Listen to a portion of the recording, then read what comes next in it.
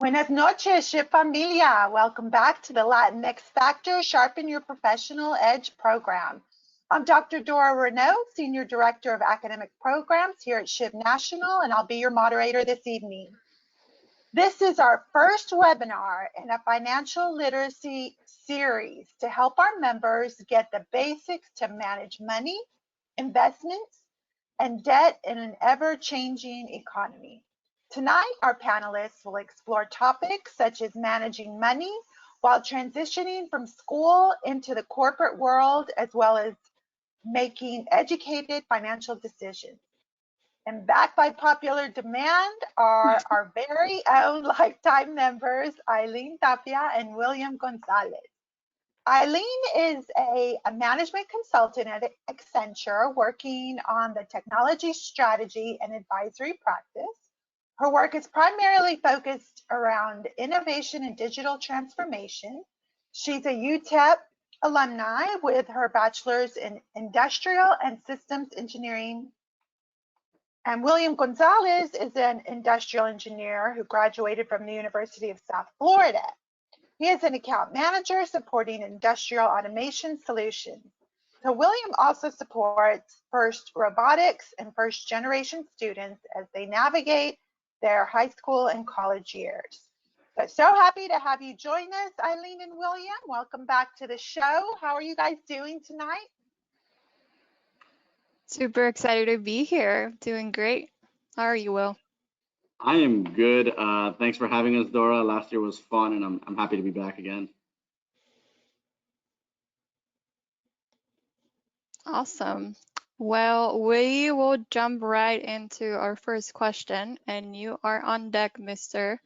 We want to know who's in the audience. There should be a poll pulling up on your screen, so let us know whether you're a freshman, sophomore, maybe you're a young professional that just graduated recently. Let us know, and William will let us know who's here.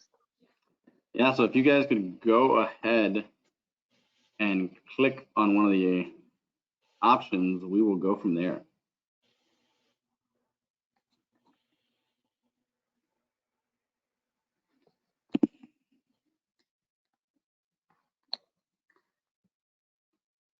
See, we have people are voting. A lot of early professionals, undergraduates, graduate students. Almost done. We're at 75% have voted. 80%. We need a few more people.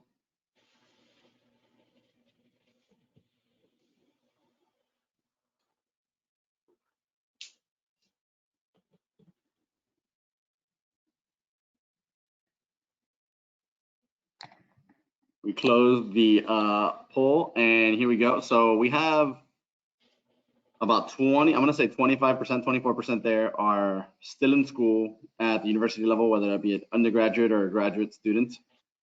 47% early professional, and then we got mid-professional at 29%, okay?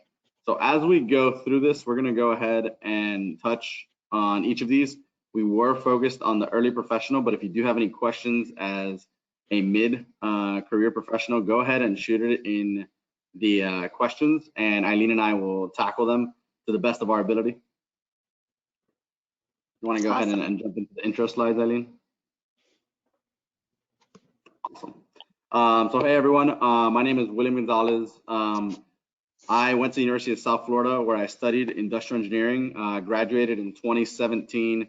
After leaving the University of South Florida, I started to work at Roth Automation as an account manager, and that's why you see that on there. I'm just going to go ahead and jump into this middle slide here. So just so you guys get a little bit feel of who I am, I'm here in this picture in the center with my family. That was the day I graduated, and we're first generation. My parents are both from Nicaragua, and that's actually my great grandma there on the side. So we are nice, close-knit group of family. So hopefully some of you can relate to that. And some of the things I do for fun outside of the professional world. Bottom left, I travel a lot. We went to Zion last year as a group with some of my friends. And again, traveling constantly in Guatemala in the bottom center. And then on the bottom right, I actually, if you look at the bottom left of that picture, there are some students there. They're working on a robot for first technical challenge with First Robotics. So when I'm not with SHIP, I am working with First Robotics, helping students as they maneuver high school and trying to get them to that next level, whether it be college, a technical program, and figure out what their correct path is. And just to clarify with everyone, I am no longer with Rockwell, and most recently I was an account manager there, where I did a lot of negotiating, sales, understanding what customers were looking for and how they were managing their money with us. So thought that would be important for this workshop. And in the top right corner, if you guys want to add me on LinkedIn, that's the QR code, and we'll have it later on in the presentation as well. Thank you, Will. So hi everyone, my name is Aileen Tapia. I'm super excited to be here, round 2 of the financial literacy. April was financial literacy month, so this webinar, it just closes a picture when we bring awareness to this topic that I become super passionate about as I stepped into it. The first picture is a picture of me and my mom and my grandma. I'm super close with them. If you know me, you know that I'm always talking to them, talking about them. I'm also an industrial engineer, just like William. I graduated from the University of Texas El Paso like 3 years ago, and in 2 weeks, I'm graduating with my master's with systems engineering. So super excited with that. I, like Dora mentioned, I am a SHIP lifetime member. Shout out to my sponsor, Hugo Castellanos. I've been involved with SHIP since 2013, from secretary, president, a regional rep, to the national board of directors, and now as a professional helping the younger generations transition into getting internships, prepping for interviews, and now stepping into my own experience being in corporate, making sure that they transition successfully into the workforce. The other picture is Sevilla, which after I graduated, I took a solo trip to Spain, which was very bold and probably naive now that I think about it, but it was a great experience for me. I learned a lot about myself and I love it. Now that I am with Accenture, I'm wearing the hoodie that everyone else is wearing on the picture. I focus a lot on recruiting.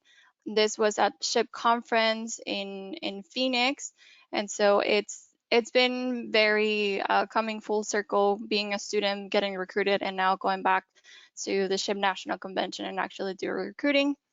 And then my second place, probably favorite in the world, is Sedona. And this is a picture with my fiance as I got engaged last month. So a little bit on the personal note. And with that, here's also my QR code if you want to connect with me. And we'll. Congratulations. Thank you. It was great. I did not expect it. But all right, guys and gals. So now that you know a little bit about us, hopefully we can relate, and we're gonna go ahead and ask a question out there. How confident are you with your finances? And when I say this, like, are you scared to look at your credit card statements? Are you scared to look at how much money you have in the bank? Or are you extremely comfortable with that? Do you know how much you're spending every month? Do you know how much you have free every month? So go ahead and answer this, and we'll go ahead and start talking about it.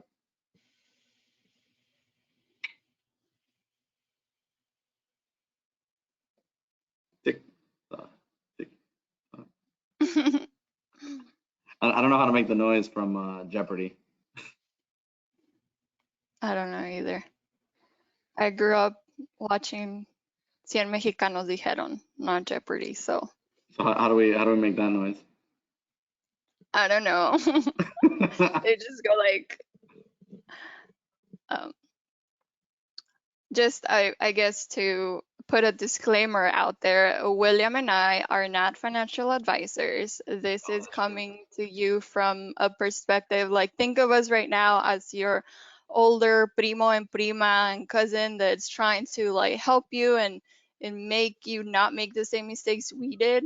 But by no means we have a like finance, economics, or CPA background. But I think this is something that I wished I had when I was in school, as I was trying to manage the money from like my first job. And then when I started getting into like scholarships, like all of that, I think starts super early on. And that's why we wanted to bring this conversation forward, as money and that type of conversation is often seen as a taboo topic. Yeah, especially in the Hispanic culture. Okay, awesome. So we got we got 22% of very confident. We have Okay. about half at somewhat confident. I like that. Average and then not so confident. Okay. What do you think, Aileen? I'm over here thinking like, I feel like we're talking to some experienced people if more than half are either somewhat confident or very confident. Maybe you guys can teach us something. Well, we can go through it, and then they can We'll get feedback. let us, yeah, they can let us know how we're doing. So today we will be discussing 4 main pillars of information, which we've basically identified as the roadmap to financial wellness. The first one really starts with your money mindset. How do you think about money, and everything about how do you think yourself and your relationship with money.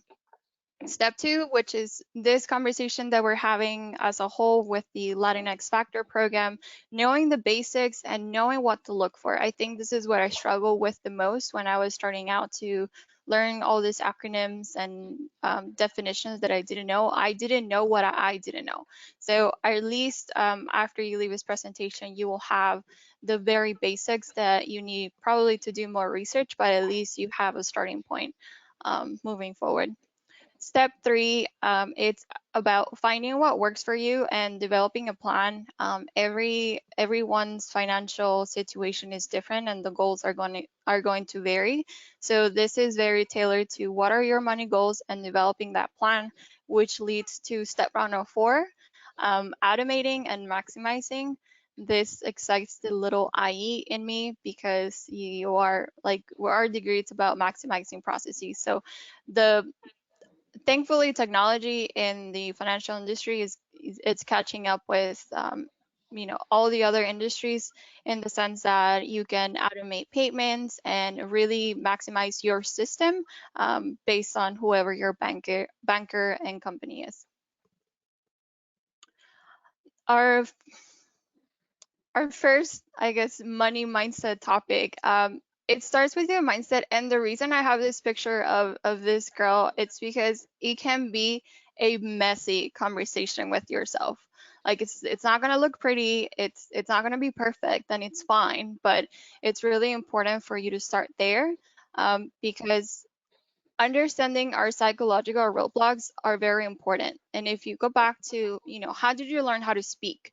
Do you say dichos here and there like your parents? Like, we learn so much from our parents when we're younger, and we basically inherit their money habits as well, whether good or bad.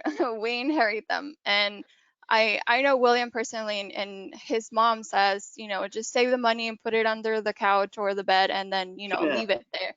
My grandpa, when he passed away, and in the things that he left money, like, what do you mean escondido, like hidden all over the house. And like, that is just money sitting there, depreciating, because it's as our economy grows, like, money depreciates. So just acknowledging here's things here and there from our parents, and actually doing something, making a decision whether that is a good habit to have or not a good habit to have.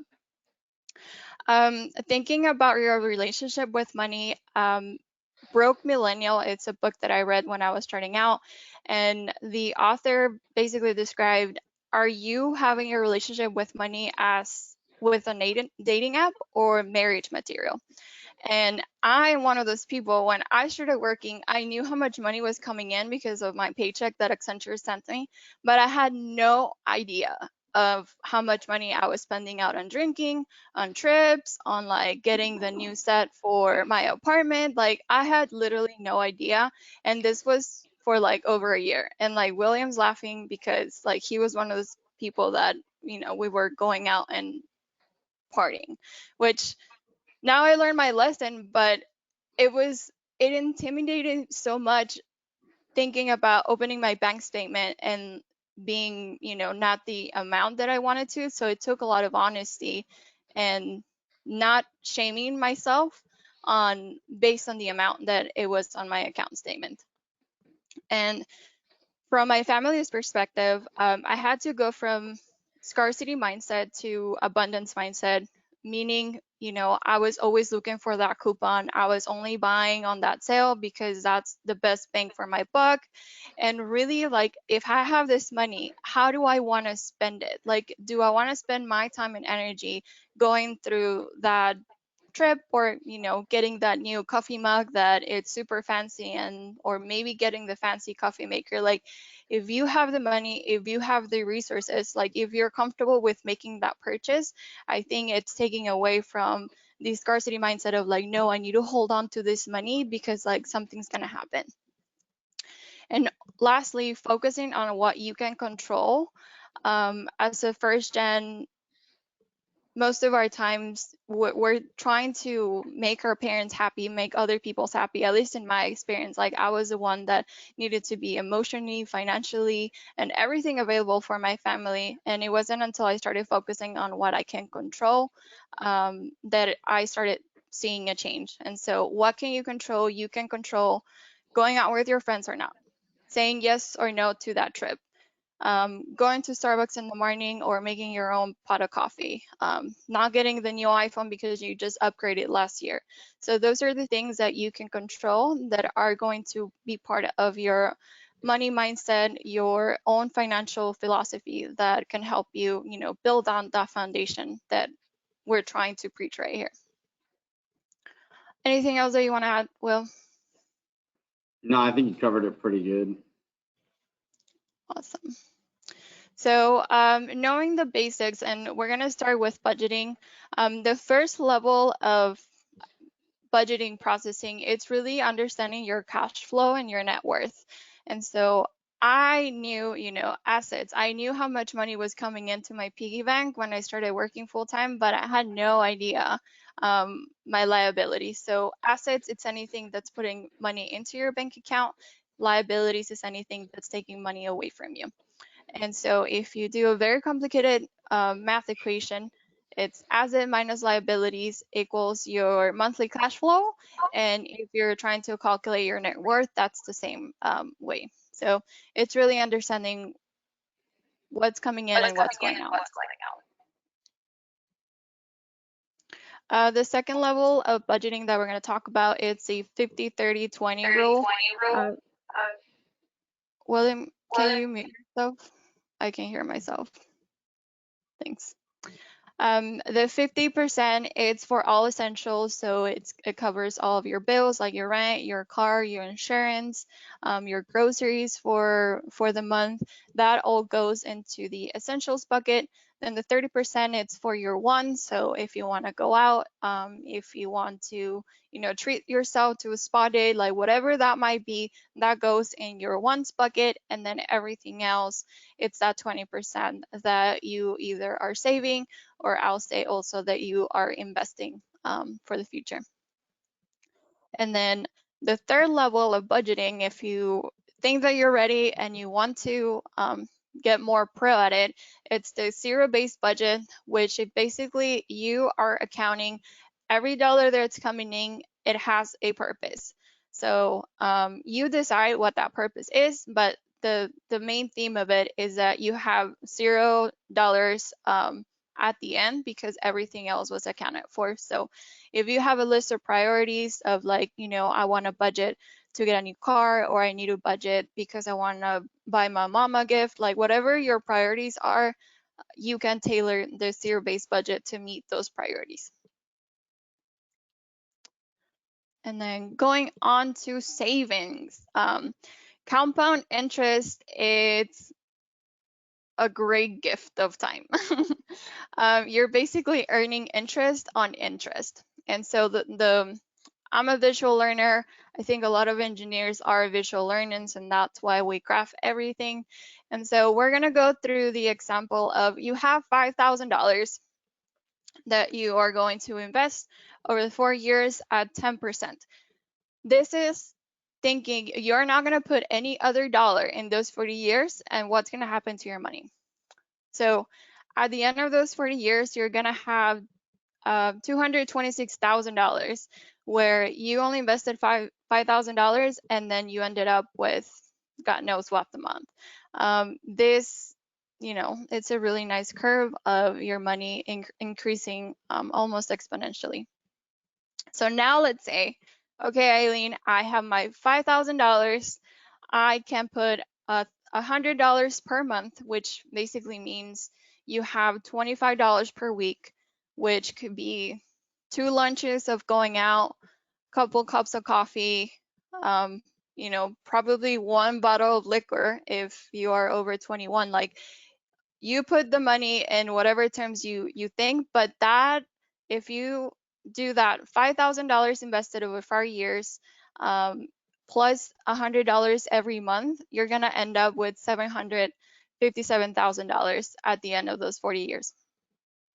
You're like, okay, I like where this trend is going. So let's pick it up a notch. So now we're going to do $200 per month additionally to your initial investment. You are going to end up with $1 million, almost $300,000. So that is the beauty and gift of compound interest if you start investing early on. So scenario B, just for you to get a comparison. So scenario B, let's say you have $20,000 invested over 20 years. So this is you starting out investing 20 years from now, and it's 4 times the amount, so it's not 5, it's 20, and you're investing almost twice as much. You're only gonna end up short of $500,000. So you can really see how after a certain point it starts going really exponentially up, whether you wait to invest longer time, your money is gonna not grow as much. And this is a huge difference. And this is kind of why we want to have this conversation, because we want to give you the tools so you can take advantage of the time that you have in your hands right now. And then also we have the rule of 72, which is basically 72 divided by your expected interest rate in which you're getting your investments equals the amount of time that in years that your investment's going to double.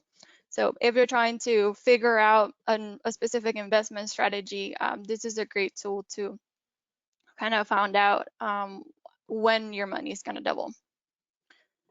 Then going on to the different types of savings, short-term saving, it's really if you're probably saving money to put a down payment on your car. Maybe you want to get that new phone.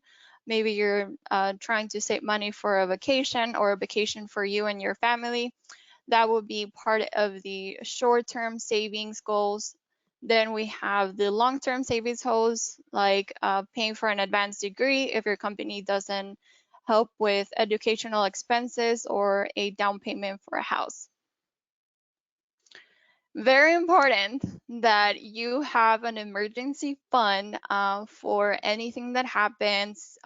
We had a winter storm here in Texas. I'm based out of Dallas. So, if someone had a house and their pipes burst, like that could come out of the emergency house. Maybe you had an accident, like nobody wants to go through insurance, or maybe you had to go to a hospital or someone close to you. You need to have that emergency fund available, not invested, in case something happens, you're able to pull that money rather quickly. And then the last one is the retirement. We want to make sure that you have some sort of plan or idea of what you want to do for retirement, because kind of like not included in this slide, but I think Will is in the same scenario. Like, I am my parents' like bank. I am the retirement fund, and I think that's a common theme around the Hispanic community. So if I may add another bucket here, it's like an emergency fund 2.0, and that is for my family. I have money set aside in a different bank, and anything that happens to my family where they need money from me, I'm able to pull from that bucket of money rather than from the money that I have to set aside for my own. And so with that, we will talk about credit, and Will is going to guide us through that conversation. Before you jump over. Yeah. So you specifically said something, and I just want to talk about it for a second. You said, I have it in a different bank. Do you have it in a bit different bank account, or is it easier for you to organize by having your balances in different accounts or different banks? Can you explain what you meant by that? So I use Mint and started using Personal Capital as my apps that basically consolidates all my bank accounts as far as like how much money I have, or if it's a credit card, you know, how much balance do I have with them, and all my investments are also tracked as part of that, because I do basically a bank account, a either checking or debit account has a purpose. So one, you know, my Discover, it's kind of like my own money, and so is my Charles Schwab. But my Wells Fargo, it's kind of like my family's money, because I'm from El Paso, and that's one of like the major banks. So it's just easier to use what they're used to for me transferring money. But as far as like my own personal usage, I've created a different system on my own, mainly with Charles Schwab and Discover. And that's how I manage most of my money. But then I do have that set aside with Wells Fargo. Anything related to my family goes through that. Very cool. Okay, I just wanted to, you know, talk about it a little bit, but that was good. Thank you. Awesome. And guys, reminder, and gals, if you have any questions, please throw them in the chat and we'll answer them. While one of us is speaking, the other one can go ahead and type up some answers for you. But I'm going to go ahead and do the basics on credit. So for those of you who aren't familiar with credit, what is it for? Why do we use it? Why is it important? Hey, I should just buy everything in cash. I don't need to take out a loan for something. Well, before I explain this circle right here, I'm going to go ahead and give you guys an example of someone that I just helped, or I'm currently still helping them build their credit. When they were younger and in college, they actually were defaulting on some school loans and hit their credit really hard. They went down to like 500, 520 in their credit score. And recently they were like, hey, I want to buy a car. William, I know you like to talk about money. Is there any way you can help me get my credit score up? And I was like, yeah, sure. Let's start looking at it and doing some research. Today, her credit score is sitting around 640. And she was able to get a car at an acceptable interest rate. But when she first went in there to go get a car loan, they gave her a really high interest rate. And I think 3 of the dealerships she went to go talk to flat out told her, no, you can't buy something new. You have to buy something lower. Or if you are wanting to buy something new, we need a much higher down payment / deposit on the car. So she was like, what am I going to do in the future when I want to buy a house and all these other scenarios? And that's why the credit became important to her. So I'm going to go ahead and walk through this. So credit is broken up into different pieces, and your credit is literally a score that is assigned to you that essentially says how reliable or how likely it is for you to pay back what you've borrowed from a bank or from a creditor or from any entity. So the first and the biggest chunk of this score is worth 35%, and it's your payment history. Have you made payments on time? This does not mean that you've paid everything off every month. It just means, hey, you owe $200, but your minimum payment is $25. Have you always at least made your minimum payment on what you've owed? What I would tell you is that absolutely always make at least the minimum payment on what you owe, so that you can always get the yes on this, especially because it's worth so much. You want to go to the next one? There we go. The next one is going to be how much money do you owe, or how much do you owe overall? And different types of loans are valued differently. For example, a car loan might be valued more than your school loans, might be valued less than your house loan. So depending on what kind of loans, this is going to vary on how important they are. School loans aren't going to affect you very much, but the idea is, hey, if you make, let's call it $80K a year and you owe a certain amount of money, do you owe too much money for what you make? And there's a system in there. I don't know the exact numbers, but basically you want to owe less money. But again, not all debt is bad debt. It's not realistic for especially first generation Latinos to be able to afford a $400,000 house in cash. And as we're seeing in a lot of major cities, that's becoming the new norm. There is these 300K plus homes.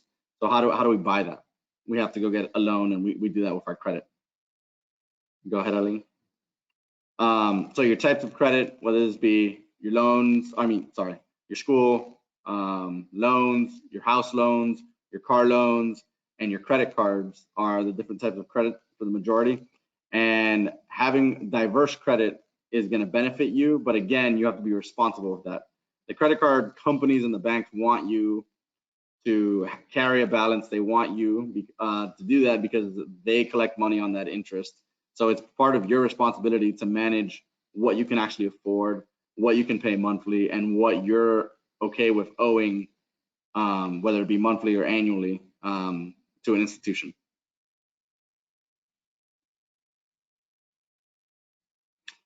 15% is going to be the length of your credit history. And the easiest way to get this started, and what this means is, hey, how long has someone given you the opportunity to use money before? And what I mean by this is, hey, if you apply for a credit card and they say, hey, your limit is $15,000, that means you can borrow up to $15,000 and you can put $15,000 on that credit card. And the length is the amount of time / years that you've had that card for, or had a card open for. So for example, I opened one when I was 18. Now I'm 26, and I have about 8 years / 9 years, somewhere in there, of credit history. I have some of my peers that are also my age, and they have 1 or 2 years. And a lot of this was, yeah, my parents told me not to get a credit card. I didn't need it. I always used my debit card. I've always paid with cash. But I will tell you that it doesn't reflect, like, still, I want more time on my credit card and on my length of history, because it's still not in that zone of, hey, that's great that you've had credit for that long. My point is here, especially for the young college students and the young professionals, if you don't have a credit card, we're going to talk about why you should open a credit card, specifically one with no annual fee, so you can at the minimum start your credit history. And then the last one is going to be new credit. So every time you apply to a credit card or for a loan, it's going to affect your score in the sense of, hey, now you are eligible for more that you're able to take out. The higher this number is, the better it benefits your total credit score. So what this means is the credit card companies and banks want you to have multiple credit cards, which in one hand, more risk of spending money, but in the other hand, if I do need something and I know I'm responsible with my money, I have access to more money in case an emergency does happen, and my strategy is to use my credit / my this money to solve that problem for me. And I'll throw an example out there. My parents, we grew up in Florida. One year we got hit by a hurricane and we had to fix the roof. I had no idea that roofs could cost, just the repair, not a brand new roof, could cost anywhere from $10,000 to $15,000. And recently, because I've been talking to my parents about money, I'm like, how'd you guys pay for that? We never had money for, to go to the movies, but apparently we have $15,000 for a roof. This makes no sense. And they're like, William, when you were in high school, we actually paid for that with a credit card. And I was like, what? They lent you that much money? And they're like, well, we have really good credit. Our credit score is like 830. And they just put it all down and they paid it off over time. But they've never missed a payment. So that's an example of how credit can save you when something traumatic or something bad happens in your life. And then I'll share some of like my personal philosophy with credit cards. Like I when I was in high school, I used to work at a coffee shop at the mall. So, you have Express, Dillard's, JCPenney, like all of those stores. I had a lot of credit cards super young, which was not great for my score. And so two things that happened for me to improve my score where my mom added me as an authorized user to one of her credit cards. And that was her longest credit card. So now I added 25 years into this 15% length of history that was able to help me, get my credit score up. And the payments history, I missed a card payment because there was a miscommunication between my bank and my lender, and I was unable to like fix it and prove that I had sent the money. And so that 35% stays on your credit score for 7 years. It affects your credit score for 7 years, which is insane. And the sooner you can get a credit card and use it as a debit card, then you're on the right path. But if you don't have the money to purchase something, I like to think of it, if I can purchase it with my checking account, like I'm not gonna put it on a credit card. Yeah, I would agree with that. And then someone, I'm gonna share this because it's kind of funny. Someone put in the questions, GPA in college is equivalent to your credit score after you graduate. For professionals, the new GPA is our credit score. So you know how you want to keep that high. Same deal here with your credit score.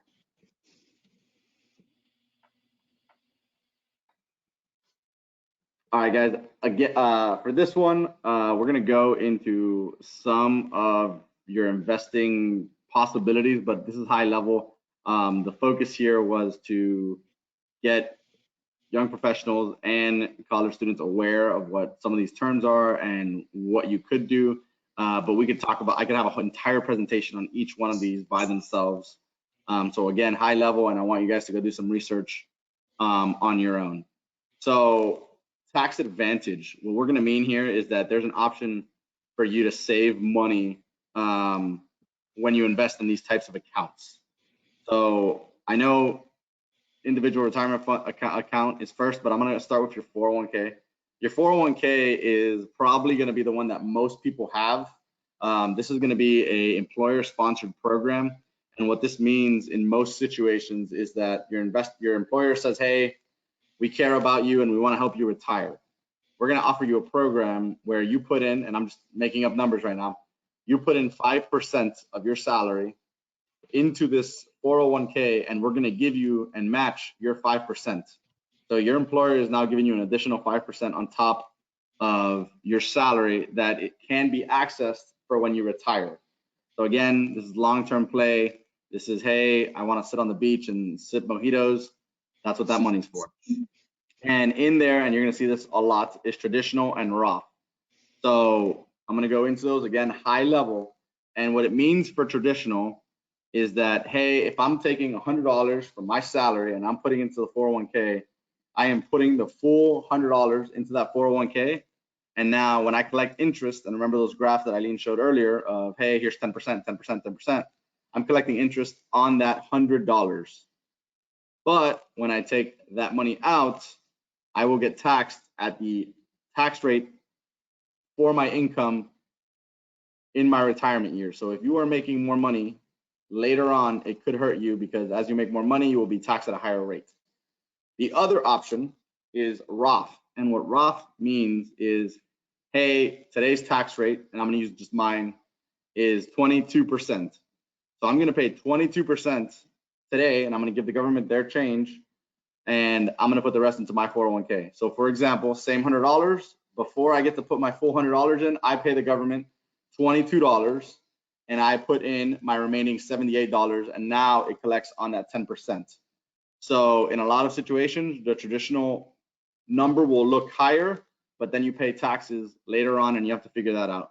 Roth, you pay taxes today. Doesn't matter if taxes go up or down. You've already paid taxes on that money, so when you pull it out, you get to keep all of it. So that's your 401k. Again, employer sponsored / partnered, however you want to call it. And then you have your, I'm going to go back to now individual retirement account. The reason I did that first is because most people have 401k, and then now this is additional. This is beyond your employer's program.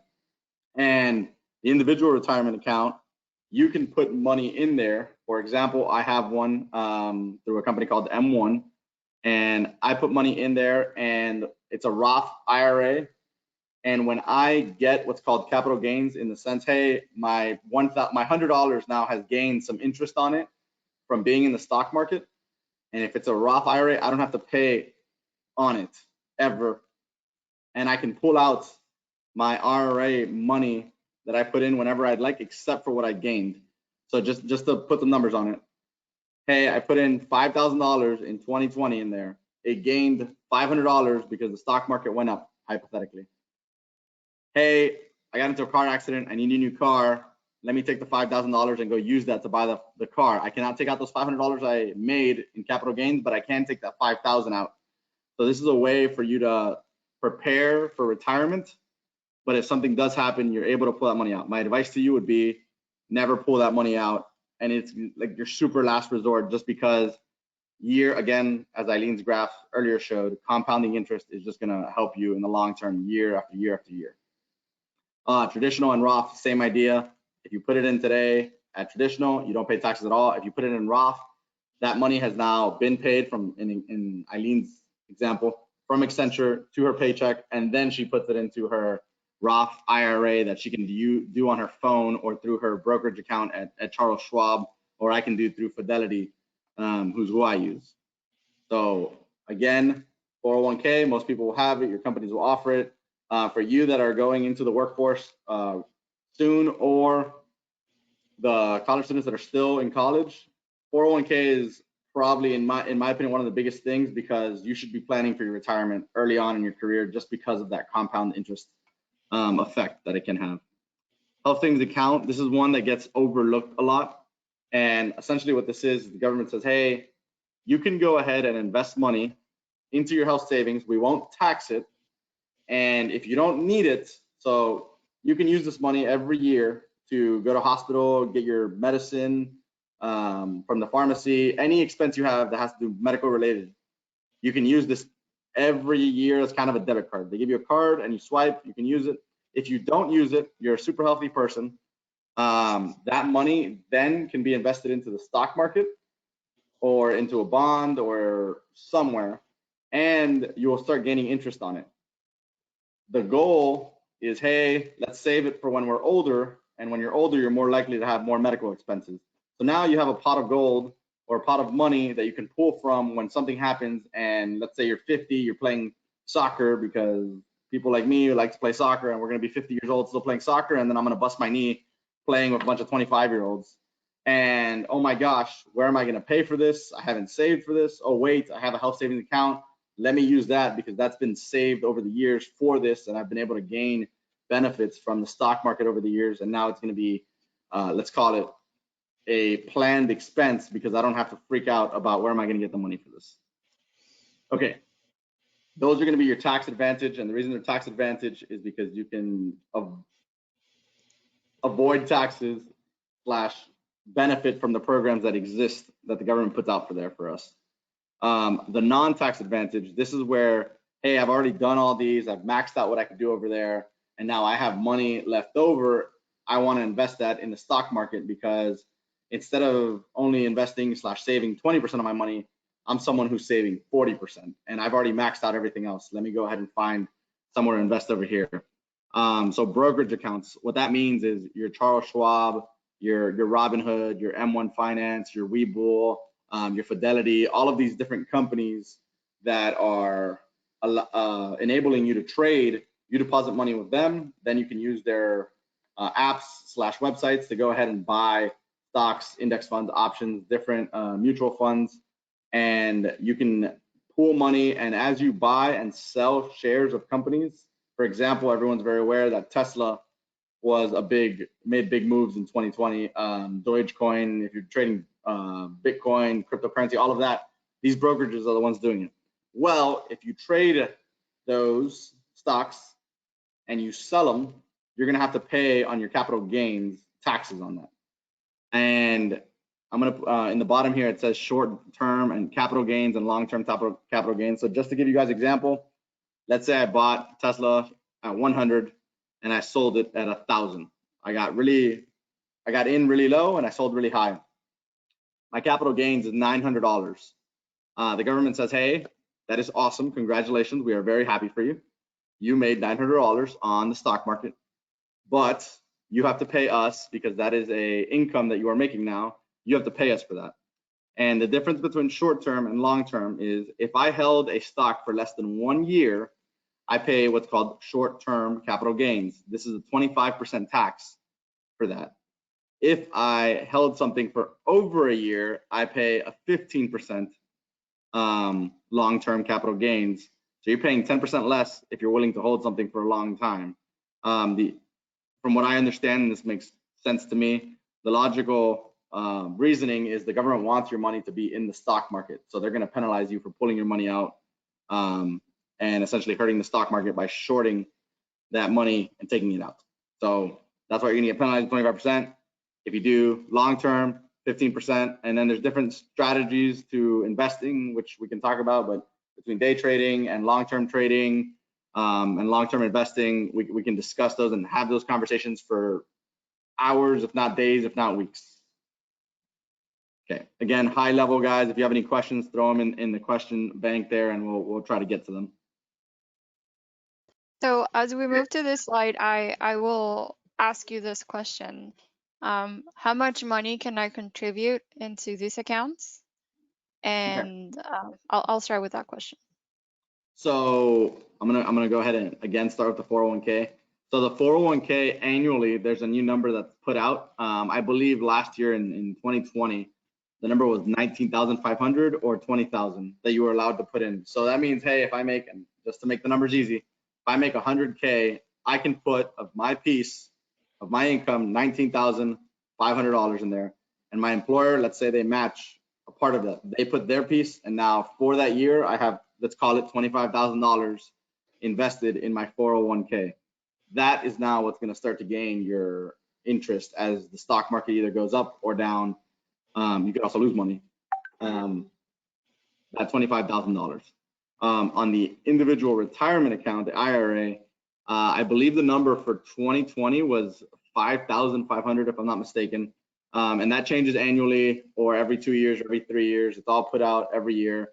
I don't know if it's the IRS that does it or another organization, but it's well aware, well known, and you can find it on the internet in like 3 minutes of a Google search. So really important to know how much money you can put away. Sorry, Aileen? You type slow. It's gonna take you 3 minutes. Yeah, I type really slow, one letter at a time. So again, high level, we went ahead and me and Aileen were talking about this earlier. We don't always remember every single thing about traditional versus Roth and where they're the same. So this graph here shows that. I don't want to read every bullet for you guys, but what I'm going to say is do your research, learn about traditional, learn about Roth. There's situations where traditional is more lucrative. There's situations where Roth is more lucrative and a safer bet. It all just depends on your strategy for your life. And this is literally like, hey, what do you want to do when you're 60 or 65? And maybe you don't know that, but start thinking about this and start making these decisions early with the best information you have. Just make the best decision you can. Do you have any questions, Aileen, or comments on that? I do have a comment as to difference between IRA and 401k. Let's say you already maxed out your 401k because you put 19,500 into it. Anything around the 401k, you are tied to the employer's investment like bank or organization. So like they have a specific choice of stocks or index funds, which we'll get into in the next slide. So you are tied to basically the framework that they have set up for the employees, where the IRA, you get to choose what bank or investment organization you want to get involved with, whether that's M1 Finance, whether I have Charles Schwab, Fidelity, and Vanguard are other great ones. When you have an IRA, you have the full flexibility to invest your money. If you want to do individual stocks, that's great. But if you also want to do different types of ETFs, index funds, that you have more flexibility. So I just wanted to make that distinction. 401k, you're tied to whatever your employer has set up for you, and then the IRA, it's really flexible to whatever you wanted it to be. Yep. So high now level. tell us all the little things that I just said. High level for everyone. So these are the different types of investment options you have. So a bond is normally a loan that either government or a company / a bank makes, and these are usually long-term loans with low interest rates, but they are guaranteed. So for example, I have $10,000, I want to get a bond for that. I go to a bank, they give me a bond on $10,000, and in 20 years, I can pull that bond out, and annually they guarantee me a 3% return. So annually I will get my 3%. Before we mentioned, hey, 10% on the stock market, and now we're talking about 3%. This might be a strategy for, I've had coworkers tell me, hey, I put some bonds in the bank for my kid. He hasn't been born yet, but he's about to be born, and I put it for 20 years out, so this can help him either start his life or pay for college or something. So it's a long-term investment, and he doesn't have to worry about it. The bank is going to guarantee that that money is going to be there. A stock, when we say a stock, think of it as a small piece of a company. You have just become a shareholder of, I'm just going to name a random company, ExxonMobil. So now when you have a stock, and I used ExxonMobil because they have what's called a dividend, you have the stock, and the company price could go up and down. Let's say it went from 35 to 60 this year. You've made $25 if you sell on that price of that stock. But annually, and ExxonMobil actually does it quarterly, they will say, hey, everyone, here's our earnings, and we have extra money that we're not going to invest back into our company. So we're going to pay a dividend to our shareholders for owning our stock as a thank you. Here's your share of the profit. And it's another strategy. There's people that will buy a bunch of dividend companies, dividend stocks, and make enough money off the dividends to just live. If you have, for example, there were some companies I was investing in, and if the idea was, hey, let me get $400,000 in these companies, and every year they will produce me $25,000 in dividends. So again, if you have a huge amount of money, this could be a good way for you to essentially fund your life and create that wealth without you having to have a 8 to 5 if you don't want one. Mutual funds, think of this as a bucket of money that you're saying, or a bucket of companies, and you're saying, hey, I want to buy that bucket, a little piece of each company, and as the stocks within that bucket get dividends, I want my money to go right back into that bucket and just continue to invest in itself.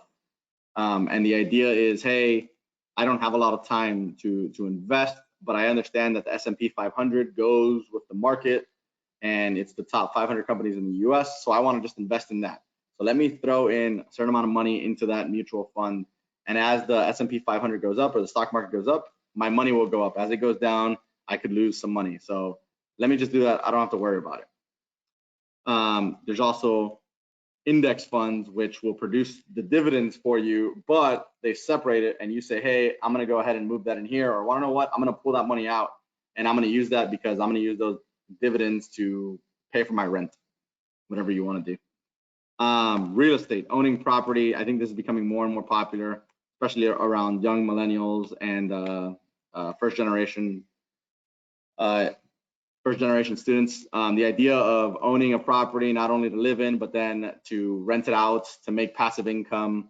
One of probably the most successful and popular ways to become wealthy and create generational wealth is real estate. So again, the idea is own property, let me rent that out, and then whenever I'm done with it or whenever I need the money, I can go ahead and sell that property, and now I can pull my investment out and put it where I need it, or if I have an emergency, et cetera, et cetera.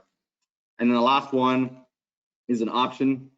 This is essentially, I'm going to break it down in my words. This is essentially a bet that I am betting that a company is going to go up or down, and I make a bet with someone else saying, hey, right now, and I'm going to use ExxonMobil again. ExxonMobil is, and I have no idea if these numbers are accurate, at $50.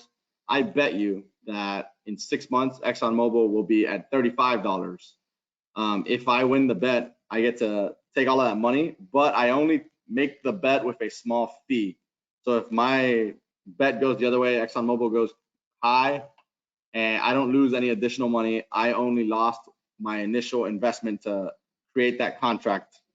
Again, do your research on these. Extremely, in my opinion, I don't like options. It seems very risky for me. I've met other people who have told me, hey, William, I love options. Options are the best as long as you understand what you're doing and you understand the market. I avoid it. I'm a mutual funds and individual stock kind of guy.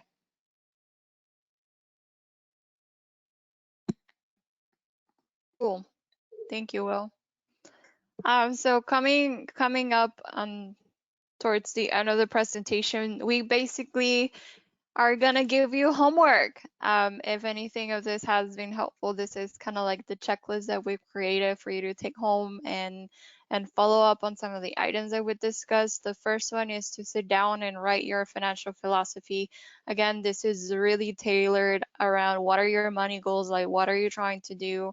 This can change over time. We're not saying this is going to be your strategy forever, but at least in this moment in time, as a student, as a young professional with the job that you have right now, like what does that look like, and creating the budget that you feel comfortable around that. Open a credit card with no annual fees. If you are a student, there's a bunch of companies that have student credit cards that have like revolving categories to give you different types of cashbacks, which I didn't do when I was a student, but this is something that I wish I knew when I was back in school. Research and open an IRA and brokerage account. If you are in school, you only have to be I think you have to be a US citizen and also have to be at least 18 years old. So if any of those apply to you, then take advantage of that. And if you are already working and have a little bit, I know we have a little bit more of a seasoned group, but we had start investing and also investing in yourself. Anything else do you want to add, Will, to this? No, I'm gonna go ahead and echo what you said of, hey guys, here's your homework. Make sure you do this. It's a really good way to start. It's even a good way to check yourself on where you're at. I know we had a lot of people who said they're confident with their money. Just create a budget and put all of this down and see if you're on the path that you think you're on and that you want to be on. So we got a ton of questions. Just figured out how to read them. Okay. Can you open the poll and then we can just stay on this slide? There we go. One thing so we always get asked, what are the podcasts that you listen to? What are the books that I should read? What are the apps that you use? So we kind of created all that for you guys already here. We have our LinkedIn QR codes if you guys want to add us and connect with us. I think one of the main things for me is that when I was in school, I was always told to get a mentor, tells you what to do, how to get an internship and things like that. I think money, it's a much bigger discussion, and you finding that person that feel comfortable just talking about things out loud, like they don't have to give you an answer, but like William and I do this all the time, just discussing out loud different strategies and different things of what we want to do with our money. And I think that's a very healthy way of trying to figure out what you want to do, especially learning from others people's like money, wealth creating strategies. I love Mint for budgeting, and I mentioned before I also started using Personal Capital, so I don't have a lot of reviews yet because I've been in the app for like a month, but we hope that this has been helpful. I don't know if you already closed the poll, Will. I didn't. It was Dora was the one who was taking care of the poll for us. I haven't touched anything. Yeah. I think we can. 82% said it was very helpful. Yay! Oh, we do have a bunch of questions, Aileen, and we can go ahead and answer some of these. And just to wrap up over here on your side, just to let you guys know on that, hey, find someone to talk to. Me and Aileen discuss frequently, and like Eileen's fiance gets into the conversation too, obviously, because their finances are almost like, almost tied together now that they're going to be married. And we're over here just throwing ideas around, and I might throw an idea that they don't like, and that might affect how I do it. That might not affect how I invest, but just to have a team or like somebody to soundboard what I'm thinking or where I'm gonna put my money is a beneficial place. So again, with people that you can trust, or finding a mentor and just say, hey, what'd you do when you were 25? Where'd you put your money, or what do you recommend? Where can I go? Just having those people is going to be extremely valuable. But before I just keep talking about that, I want to get to some of your guys' questions. And I'm just gonna go from the top down. And the question is, any advice on opening a new credit card as a young professional who, I can't read the whole question, who has never had a credit card before? I'm gonna go ahead and say, hey, make sure you, if it's your first time getting a credit card, make sure you know if there's gonna be an annual fee. And the reason they have annual fees is some credit cards have benefits. For example, one that's very popular, the Chase Sapphire Reserve, has benefits like, hey, you're gonna pay $550 a year, but we're gonna give you $300 in credit for your car or for flights, for travel. We're gonna give you $10 a month for Uber Eats. We're gonna give you Lyft credit. We're gonna give you all these different benefits. You have access to this, you have access to that. So look at the benefits if there's a fee, and if you think it's worth that, hey, maybe it's an investment that you should go ahead and move forward with. Maybe, and if you don't, have never had a credit card, I would say, hey, look for a credit card that has no annual fee and has, most credit cards are going to give you 24, 25% interest. So it's not like I can say, hey, go look for an 8% credit card, a card of 8% interest. That kind of thing is just going to happen. Just make sure you pay your credit card off if you don't want to carry a balance and pay that interest monthly. Credit card points guy, that's not the right name, but like if you Google it, he has a whole website that you can compare credit cards, and you can basically filter out, like, you're looking for travel perks, or you're looking for cashback, or you're looking for no annual fee. Like, you can check like your criteria for credit cards, and it kind of gives you a filter down, and then now you can compare Citigroup against Chase, against Wells Fargo, against, you know, all the other credit cards. And so if you're looking for, it also gives you like a what's it called, the probability of you getting approved for that credit card. It also has that metric in there. So if you just Google credit card points guy, his website, it's going to show up, and it has tons of information about credit cards that you can explore and hopefully decide on one, because there's a lot. Perfect. I hope that answered your question. I got another question here. Can you do both IRA and 401k? Say I start an IRA as a college student and have a stable enough employment for 401k. The short answer is yes, absolutely. I do it. Aileen, do you have an IRA yet? Yeah, I have, you can have all four if you're all for it. You can have Roth 401k, you can have traditional 401k, and then you can have both types of IRAs. And we didn't mention this, but we talked about it. Well, some internships have 401k programs. And so whenever, like, I interned with Boeing and I had access to a 401k benefit. So that is something that when you guys are navigate the interview process, and whenever they give you an offer and they tell you, hey, we match X%, like, this one of the discussions that we wanted to have, that we want you to know what that 401k is. 6%, it's like amazing. I think Boeing did something like 8%, which is one of the highest out in the industry. But even if they give you 3%, that is 3% of free money. So yes, you can have all four if you wanted to. Yep.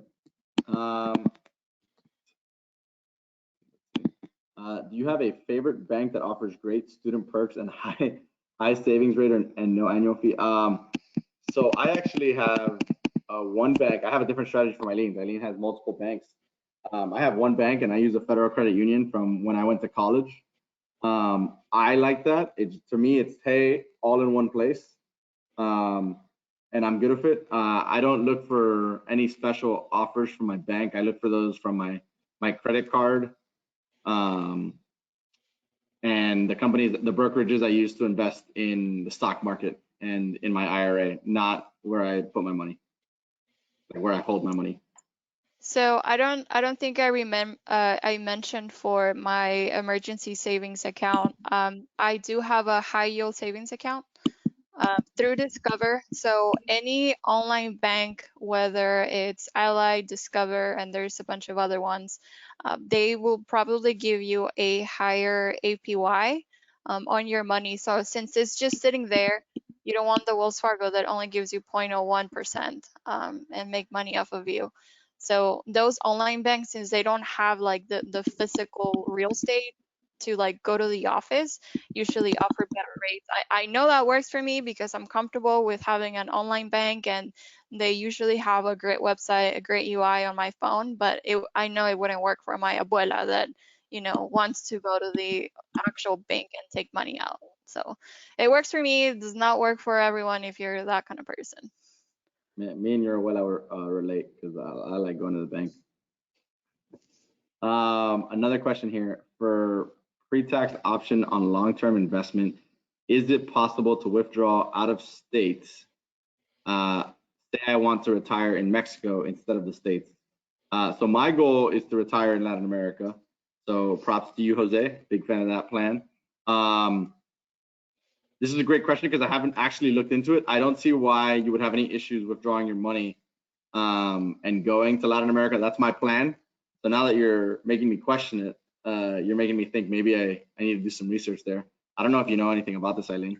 To my knowledge, as long as it's your money, you can be wherever. And I mean, if you're going to be in Mexico, it's gonna give you more bang for your buck, but it shouldn't affect you from anything. Just probably you're gonna be in a very low tax bracket if you're gonna be out of the country. But to my knowledge, I was going to say my thought process would be that you would still have to file taxes with the United States. yeah, And you the have to. amount that you withdraw from your 401k would be your income. So you could do that because there's plenty of expats that I know that live in Nicaragua and Costa Rica and Mexico. So yeah, there has to be a way. You might have to do something with that country's like regulations. Like in Mexico, I don't know, you know, the Hacienda, it's like our IRS. I don't know what rules that they have as far as foreign income goes, but as far as you taking the money out of your US bank account, there shouldn't be an issue. Agreed. Here's another interesting one. How often should we revise our contributions? Yearly, monthly, every, I lost it. How often should we revise our contributions? I'm assuming that's to the 401k and to the IRA. I usually keep mine the same just because that allows me to budget week after week after week and month after month. And then it says every time we get a raise. I've heard of people, my coworkers, decreasing what they contribute. So when they start working, they put as much as they can in there. But as life comes on, for example, they want to buy a house or they want to buy a car or they get a baby, they need more money in their hands. So they decrease what their contribution is. In my mind, you know, I grew up with Latino mom, Latino dad, and I'm like, hey, that money doesn't exist. If I don't see it, it doesn't exist. So I will invest as long as I can without needing to pull that money out as possible. I'm with the strategy that investing or contributing more early on, because at least for me, it was just me and my expenses, and I didn't have a family or anything. So I basically was just fronting my retirement account without spending that money. I look at my retirement balance like every week. But I actually revise my contributions if needed every year.